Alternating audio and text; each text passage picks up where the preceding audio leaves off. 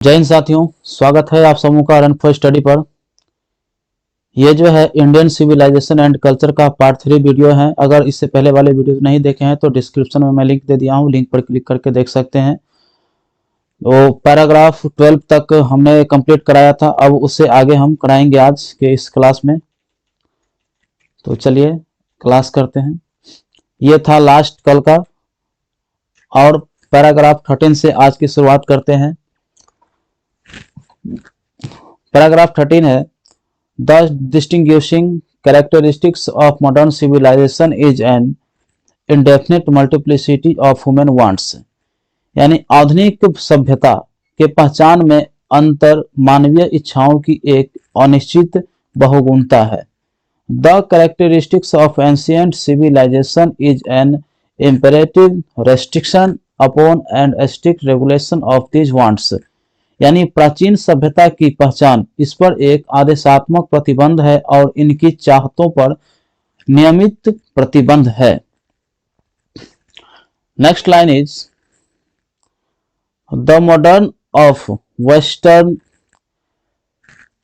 insatiableness arises really from wants of living, faith in future state and therefore also in divinity। यानी आधुनिक या पश्चिमी अस्थिरतापन की उत्पत्ति वास्तव में उस समय उत्पन्न होती है जब भविष्य की स्थिति में विश्वास पूर्वक रहने की चाहत हो और इसलिए देवलोक की भी चाहत हो। द रेस्ट्रेनिंग ऑफ एंशिएंट और eastern civilization arises from a belief. प्राचीन या पूर्वी सभ्यताओं का अवरोध एक विश्वास से उत्पन्न होता है। Often,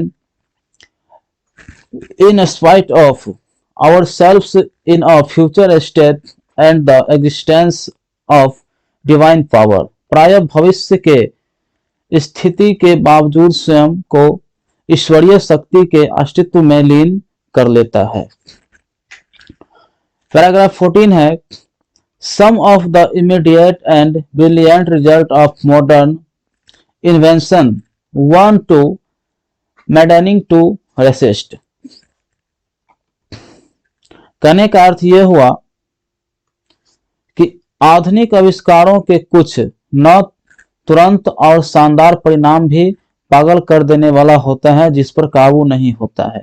but I have no manner of doubt that the victory of man lies in the resistance. लेकिन मुझे कोई संदेह नहीं है कि मानव की विजय संघर्षों में पड़ा है। We are in danger of watering away the permanent good for a momentary pleasure. हम अस्थाई मलाई का सौदा क्षणिक सुख से कर जो है खातर में रहते हैं। नेक्स्ट पैराग्राफ 15 है, just as in the west they have made wonderful discoveries in things material, similarly Hinduism and made still more marvelous discoveries in things of religions of the spirit of the south। जैसा कि पश्चिमियों ने आश्चर्यजनक वस्तुओं और पदार्थों की खोज की है, दिख उसी प्रकार हिंदू धर्म ने भी क्या है, धर्म में वस्तुओं की उमंगों और अंतरात्माओं के क्षेत्र में अति उत्तम खोज किया है। नेक्स्ट पैराग्राफ है, but we have no eye for these great and fine discoveries. लेकिन हम लोगों के पास इन महान और सुंदर खोजों के लिए ध्यान नहीं है। इन्होंने, गांधी जी ने ऐसा कहा है। We are dazzled by the material progress that western switch has made. हम लोग भौतिक प्रगति के चारों चौथा नौ चंदा चौंध है जो पश्चिमी विज्ञान ने दी है। I am not in A mode of that progress. मैं उस प्रगति से मोहित नहीं हूं, ऐसा गांधी जी बोल रहे हैं। Next, in fact it almost seems as though God in this wisdom has prevented India from progressing along those lines so that it might fulfil its special mission of arresting the onrush of materialism. यानी वास्तव में ऐसा प्रतीत होता है कि मानो भगवान ने अपने ज्ञान से भारत को प्रगति के उन पंक्तियों के साथ खड़ा होने से रोक दिया है ताकि वह भौतिकवाद के उफान को रोकने के अपने खास लक्ष्य को पूरा कर सके।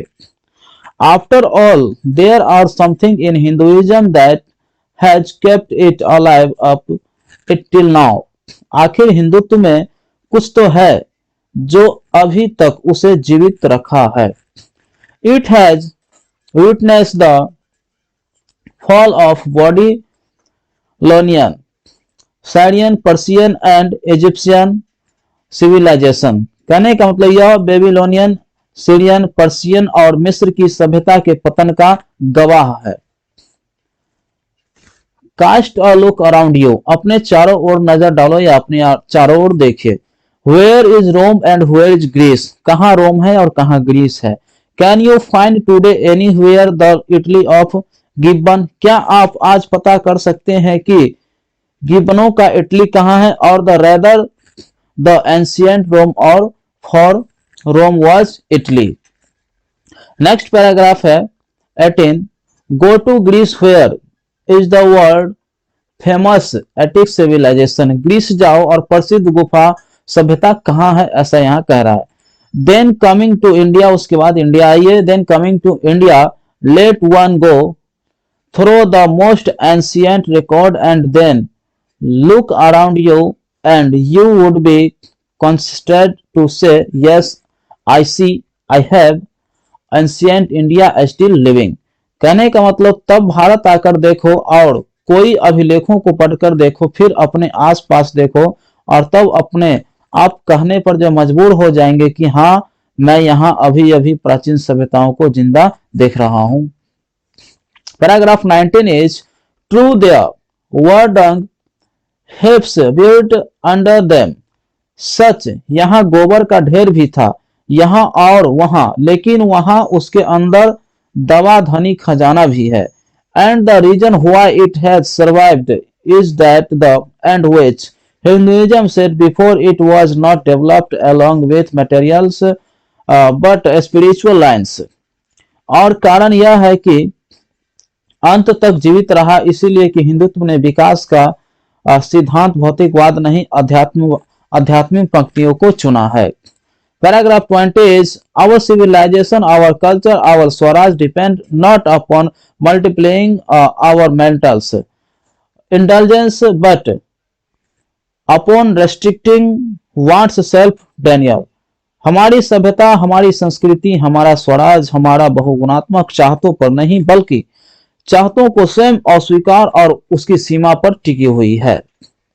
Next paragraph 21 is European civilization is no doubt suited for the Europeans, but it will means ruin for India is we endeavor to copy it। European सभ्यताओं कोई संदेह नहीं है कि यूरोपियनों के लिए अनुकूल है, लेकिन यह भारत के लिए विनाशकारी होगा यदि हम इसे नकल करने का प्रयास करते हैं तो।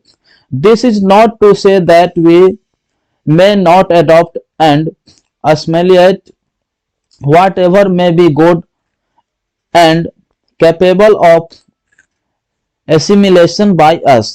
यह कहने की आवश्यकता नहीं है कि हम अपना और सम्मिश्रित नहीं कर सकते हैं, चाहे हमारे लिए अच्छा और सम्मिश्रित करने योग्य क्यों न हो। As it does not also means that even the Europeans will not have to part with whatever evil might have crept into it। जैसा कि इसका मतलब यह भी नहीं है कि जो कुछ भी बुराइयां यूरोप में बढ़ा है इसका हिस्सा यूरोपियन नहीं होंगे। Next paragraph 22 is the incessant search for materials comforts and their multiplication is such an evil, and I make bold to say that the Europeans themselves will have to remodel their outlook।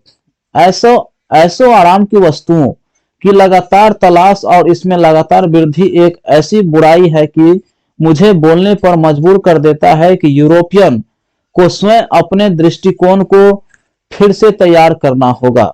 If they are not to perish under the weight of comforts to which they are becoming slaves. यदि वे आराम के भार में मरना नहीं चाहते जिसके लिए वे गुलाम बन रहे हैं. It may be that my reading is wrong. हो सकता है कि यह मेरा अध्ययन गलत हो. ऐसा गांधी जी बोल रहे हैं. Next, but I know that for India to run after the golden fleece is to court certain death. लेकिन मैं जानता हूं कि भारत के लिए गोल्डन फ्लेश यानी कठिनाइयों से प्राप्त करना, इसके पीछे भागना घातक सिद्ध हो सकता है. Let's engrave on our heart the motto of a Western philosopher, plain living and high thinking.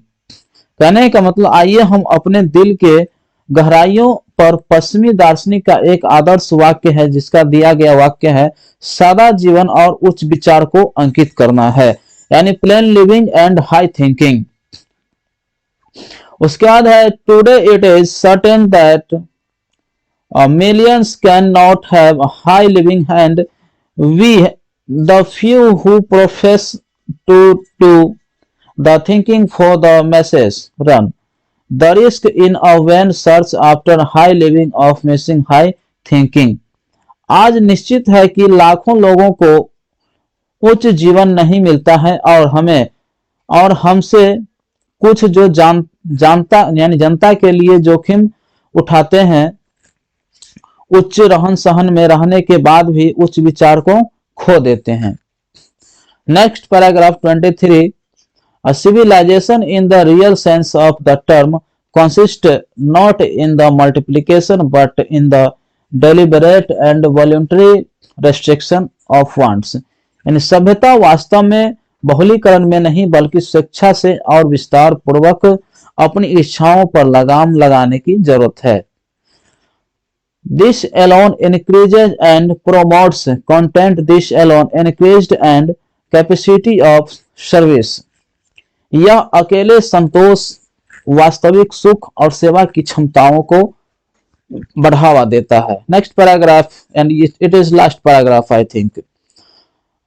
Certain degree of physical harmony and comfort is necessary, but above a certain level it becomes a hindrance instead of help. कुछ हद तक शारीरिक सद्भाव और आराम आवश्यक है, लेकिन एक निश्चित सीमा के ऊपर यह मदद के बजाय बाधा बन जाता है. Therefore, the idea of creating an ultimate number of wants and satisfying them seems to be a delusion and a snare. इसलिए अनगिनत संख्या में इच्छाओं का निर्माण करना और उससे संतुष्ट होना एक भ्रम है और जा सकता है प्रतीत हो सकता है. संतुष्ट होना एक भ्रम और जाल प्रतीत होता है. The satisfaction of one's physical needs, even the intellectual needs of one's narrow self, must meet a certain point or dead. A stop before it degenerates into physical and intellectual voluptuousness. यानी संतुष्टि एक भौतिक जरूरत है, फिर भी व्यक्ति की स्वयं की संकुचित जरूरत की पूर्ति एक निश्चित बिंदु पर मिल जाती है, वह है मृत्यु. इससे पहले भी जीवन भौतिक और विलासिता में गल जाए. A man must arrange his physical and cultural circumstances so that they do not hinder him in his service of humanity on which all his energy should be concentrated. एक व्यक्ति को भौतिक और सांस्कृतिक परिस्थितियों की अवश्य ही व्यवस्था करनी चाहिए ताकि मानवता की सेवा में बाधा न हो जिस पर उसकी सारी ऊर्जा केंद्रित होना चाहिए. तो ये था हमारा जो है इंडियन सिविलाइजेशन एंड कल्चर का लास्ट वीडियो. और ये इस वीडियोस को हम क्या करेंगे, जो भी है पूरा का पूरा एक वीडियोस में मर्ज कर देंगे. तब तक के लिए okay, take care, all the best, thank you for watching. अगर ये वीडियो आप लोग को अच्छा लगा है तो जरूर जो है चैनल को सब्सक्राइब कर दीजिएगा.